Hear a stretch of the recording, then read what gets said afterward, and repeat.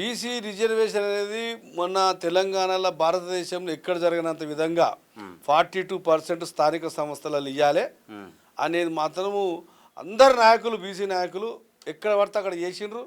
ఇలా గవర్నమెంట్ కూడా ఒప్పుకున్నది, కోర్టు నుంచి స్టే కూడా వచ్చింది. ఎట్టి పరిస్థితుల్లో బీసీ రిజర్వేషన్ ఫైనల్ అయినాకనే ఎలక్షన్ జరుగుతుంది. అది అయిపోయింది ఇక. ఓకే, అంటే బీసీలో జరుగుతున్న అన్యాయంపై మీరు ఏం చెప్తారు? బీసీల గురించి ఏం చెప్తున్నంటే, సరే స్థానిక సంస్థలలో అంటే ఎంపీటీసీలు జెడ్పీటీసీలు ప్రభుత్వం ఇస్తుంది అవుతుంది. అస్సలు అసెంబ్లీ పార్లమెంట్ సంగతి అడుగుర్రి. అసెంబ్లీ పార్లమెంట్లో ఎంతమంది ఎమ్మెల్యేలు అగ్రవర్ణాలు ఉన్నారు, ఎంతమంది ఎమ్మెల్యేలు బీసీలు ఉన్నారు, ఎంతమంది ఎంపీలు ఉన్నారు కదా అడుగు చెప్తా.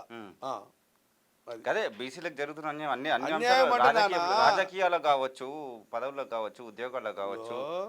ఇది సింహాసనమా? సింహాసనంలో యుద్ధం చేసి గెలిచినోడు రాజవుతాడు, సింహాసనంలో కూర్చుంటాడు. కానీ బిచ్చం వేస్తే అడుక్కున్నోడు రాజవుతాడా, ముఖ్యమంత్రి అవుతాడా? అట్లా అవుతాడా ఎక్కడైనా? అసలు బీసీ బిడ్డ రాజ్యం వెళ్తాడా? ఎట్లా వెళ్తాడు? సొంతంగా మనమే టికెట్ ఇవ్వాలి. ఇప్పుడు 60% బీసీ వాళ్ళే ఉన్నారు కదా ఇండియా వైజ్ గా, జనాభా లెక్కల చూసుకుంటే. నానా మునుగోడు అసెంబ్లీలో ఏమైందో అంటే 50,000 గౌండ్లలో ఓట్లు ఉన్నాయని 4 గౌండ్లలో పొడి చేసిర్రు. ఒక్కొక్కరికి 600 ఓట్లు వచ్చినాయి. నేను అడిగిన ఒక గౌండ్లో ఆయన, నువ్వు అక్కడ సర్దార్ బాబాను విగ్రహాలు పెట్టినావా, బీసీల కోసం పని చేసినావా, ఏం చేసినావా అని చెప్పి గౌండ్లలో నీకు 60,000 మంది ఓట్లేస్తారు. అరే నువ్వు పనిచేయ బా, 5 ఏళ్ల కింద పోయి పనిచేయి, పాపన్న విగ్రహాలు పెట్టు, కొండ లక్ష్మణ్ విగ్రహాలు పెట్టు, దొడ్డి కొమరే విగ్రహాలు పెట్టు, పూలే విగ్రహాలు పెట్టు, అంబేద్కర్ విగ్రహాలు పెట్టు. నేను సర్దార్ పాపన్న ప్లాట్ఫారం తయారు చేసిన 20 ఏళ్ల కింద. ఇలా గౌడ్ అంటే షేర్ఖాన్లను చేసిన గౌండ్లను పాపన్న చరిత్రను గవర్నమెంట్తో కొట్లాడి జన్మదిన వేడుకలు చెప్పించిన. ఏరే పాపన్నది ట్యాంక్ బండ్ మీద పెడతారు, ఒప్పుకురు. నందనంలో ప్రాజెక్టు ఉండే, నీరా ప్రాజెక్టు, అది కూడా ఎవరు ఒప్పుకున్నారు? ముఖ్యమంత్రి. ఆ ముఖ్యమంత్రి ఒప్పుకున్నాడు. ఇప్పుడు ఈ ముఖ్యమంత్రి మాజీ సీఎం ఒప్పుకుంటే శ్రీనివాస్ గౌడ్ పోరాటం వల్ల అయింది. మా మంత్రి శ్రీనివాస్ గౌడ్ ఆయన ఫోర్స్ పెట్టే వరకు 3 కోట్ల రూపాయలు అక్కడ కేటాయించిండు. ఇప్పుడు ఈ సీఎం కూడా ఒప్పుకుంటారు అంటే ఫైటర్ను చూస్తే భయపడతాడండి. కాళ్ళు పట్టుకోవాలంతో చూస్తాడు. మా హనుమంతరావు లేక ఫైట్ చేయాలి. కాళ్ళు పట్టుకుంటే సార్, 5 కాళ్ళు పట్టుకుంటే రాజ్యం వదిలిపెడతారు అగ్రవర్ణాలు. వాళ్ళకి సరిపోవు. 55 ఎమ్మెల్యే టికెట్లు ఉంటే వాళ్ళకే సరిపోవు. నీకేంటి సార్ బీసీలకు? ఫైట్ ఫైట్ ఫైట్ ఇవ్వకపోతే పార్టీని నడపాలి, ఫైట్ చేయాలి, జనం దగ్గర పోవాలి. పాప దగ్గర పెడతావా? ఒక కాన్సెప్ట్ తెచ్చిన తెలంగాణలో, విగ్రహాల కాన్సెప్ట్ తెచ్చిన నేనే తెచ్చిన ఫస్ట్. అది అంబేద్కర్ వాళ్ళు తీసుకొచ్చిర్రు. వాళ్ళ వంటనే ఇవాళ భారతదేశంలో ఎస్సీలను గుర్తుపట్టారు. ఇలా మందకృష్ణ కూడా గుర్తింపు వచ్చింది.